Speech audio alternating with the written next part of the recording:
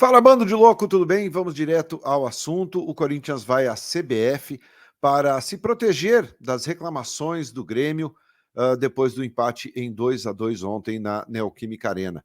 Vamos falar também sobre a apresentação do volante Charles. Ele explicou o porquê escolheu a camisa número 8 para jogar. Claro, vamos falar também sobre o mercado da bola e as movimentações do Timão. Eu sou Ivan Andrade, você está aqui no 12 em Campo. Seja muito bem-vindo.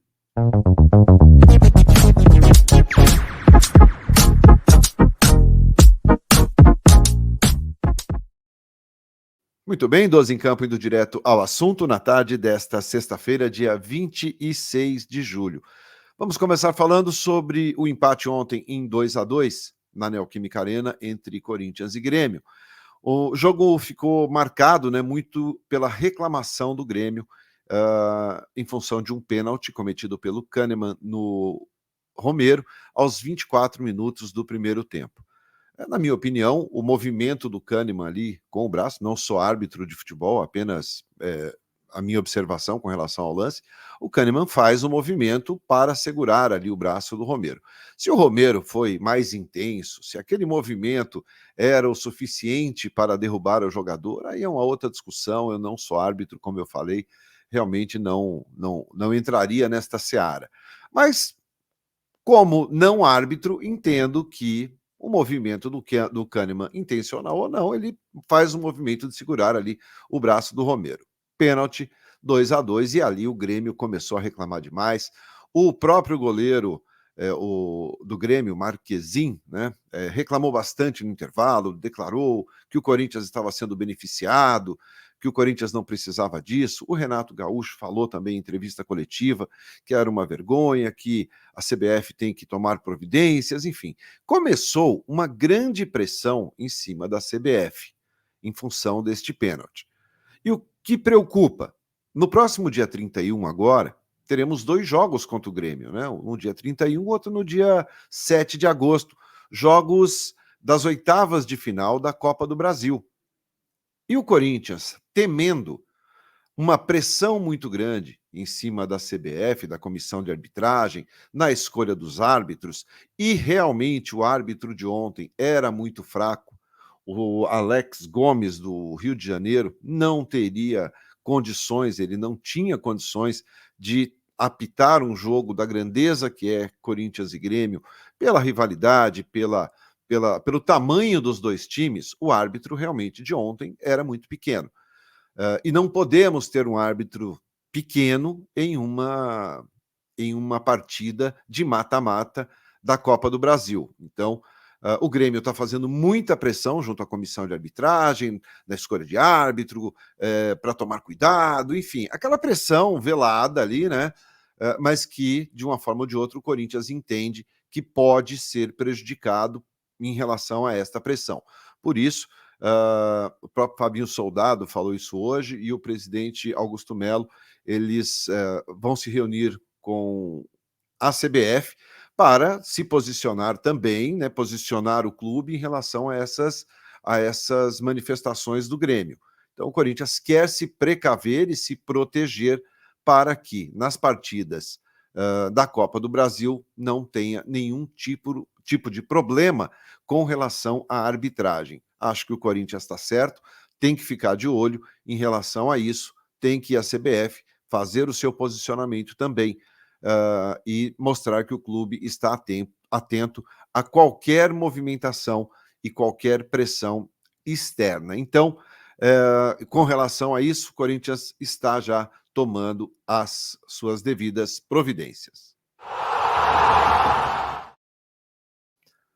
Vamos falar agora sobre o volante Charles, que chegou, hoje é quinta, já chegou no início da semana, na madrugada de domingo para segunda, assinou contrato, foi anunciado através das redes sociais do clube, e já foi relacionado, foi para o jogo, jogou ontem contra o Grêmio, entrou aos 11 minutos do segundo tempo, no lugar, inclusive, do Mateuzinho, que ninguém entendeu nada.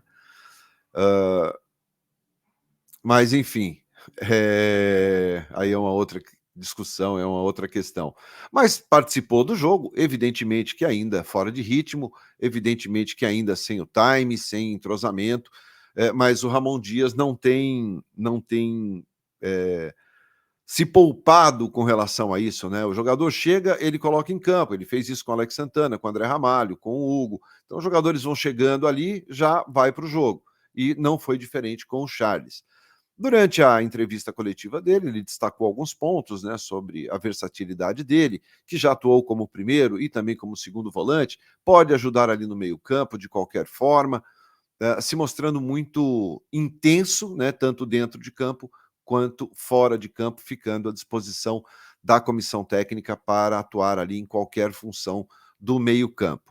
Disse também que escolheu a camisa do número 8, né, a camisa número 8, por ser uma camisa muito emblemática, por ser uma camisa que foi usada por grandes nomes na história do Corinthians. E ele se sentiu muito honrado, ele sempre jogou com a 35, mas quando viu a 8 ali à disposição, ele não teve dúvidas em escolher este número. Falei aqui ontem, anteontem, sobre isso. Acho que não tem nada demais, absolutamente. Se formos pensar que, olha, mas o Sócrates jogou com a 8, o Renato Augusto jogou com a 8, o Basílio jogou com a 8, enfim, grandes nomes, né, passaram pelo Corinthians usando a número 8, mas também grandes nomes passaram pelo Corinthians na zaga, na lateral direita, exemplo do Zé Maria, na esquerda o Vladimir. Então, assim, a gente tem que tomar um pouco, né, pensar por um lado também que as camisas elas estão ali à disposição. O Paulinho passou recentemente, né? Foi campeão do mundo com a camisa número 8. Então, o que a gente, na minha opinião, o que a gente tem que entender é isso. A camisa, ela faz parte ali da história do clube, mas ela está à disposição. De repente, o Charles chega, usa a 8 e também marca a sua história, conquista títulos, tem uma boa performance, vai honrar a camisa, e ele disse que isso não vai faltar, honra a camisa, disposição, luta.